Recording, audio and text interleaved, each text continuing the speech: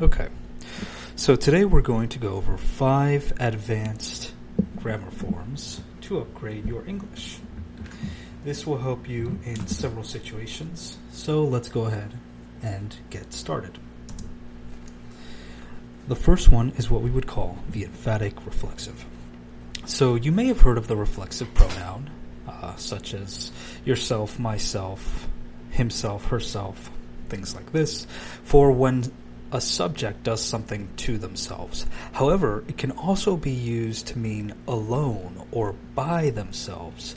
Now, most of the times when people do things, if it's a sentence that is not specifically indicated having been done with another person, it's assumed that they do it by themselves. So why would we want to specify it?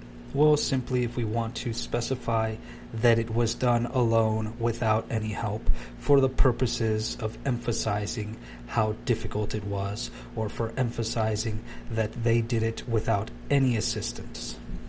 So here is how we would say it. The pronoun reflexive, then the verb, or the pronoun, the verb, object if necessary, and then the reflexive. So let's look at some examples. I, myself, saw the movie twice, and I still didn't understand the ending.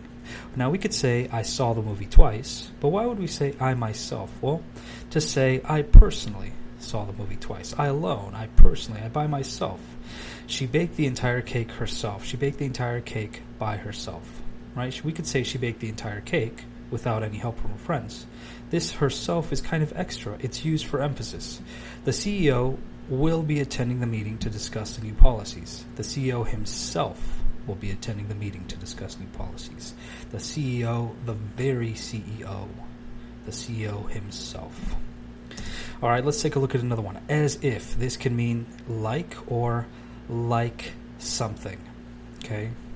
So typically we have subject, verb, as if, second verb, or subject, verb, as if to. This to is critical, then second verb. Okay, so this is to mean it seems like this was done in order to. When we say it like this, with this to, this one little word changes the meaning from like to it seems like this was done in order to. She smiled at him as if to say, right, not as if say, as if to say she understood his unspoken words. It seems like this was done in order to say that she understood his unspoken word. He glanced at his watch repeatedly, as if to emphasize how late it was. The cat stretched luxuriously, as if to show off its flexibility and grace. All right, so we can say as if to. If we say it with the verb to, we can say something like, he ran across quickly. He ran across the field quickly, as if flying over the grass. Like he was flying over the grass. So we can also do it without the to and just another verb form. Okay, let's take the next one. These are all substitutions for if. We could say were subject to, right? Were subject to be, or should, pronoun or noun, verb, when, and had subject. So let's take a look at a few examples. We're going to look at just the top ones here. If it rains tomorrow, we will cancel the picnic. If she had known about the meeting, she would have attended. If you study hard, you will pass the exam. If they had left earlier, they might have caught the train. If I were you, I would take that job offer. Now let's go back to the first one. If it rains tomorrow, we will cancel. Instead of if, we say, were it to rain tomorrow, we will cancel the picnic. These parts are the same. If she had known about the meeting, had she known about the meeting, right? We replace if, and then we switch had she.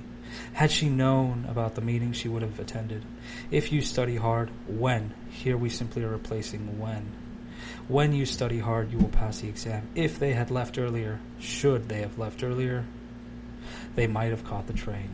If I were you, were I you, I would take that job offer. So these are several different forms that we can use to replace the if when we're doing a conditional sentence. So this only makes our English even more advanced. A lot of times with conditional sentences, they're already tricky as they are, but if we do this, we make it even more advanced. And let's take a look at the next one, whereby. whereby a lot of times we can use in the same instances as where, but it has a specific nuance, a specific connotation. And this means in a process. So let's take a look. The company implemented a new policy whereby employees can work from home twice a week. So we could basically say where. The company implemented a new policy where employees can work from home twice a week.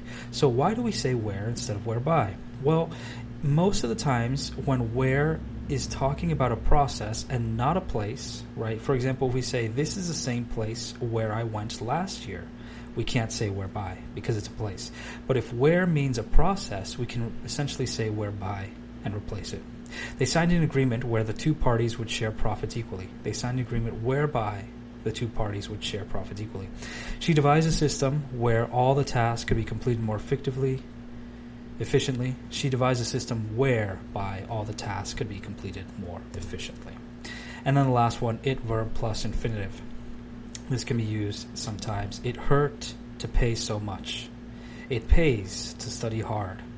It helps to take a deep breath. It happened to run right across the street. This is like as if it were an animal. It turned out to be an excellent party. Okay. So here we use a verb and immediately after an infinitive. It hurt to pay. It pays to study. It helps to take. It happened to run. It turned out to be. Right, so this is another construction that we can use often to upgrade our English. So these are 5 different things we can use to upgrade our English.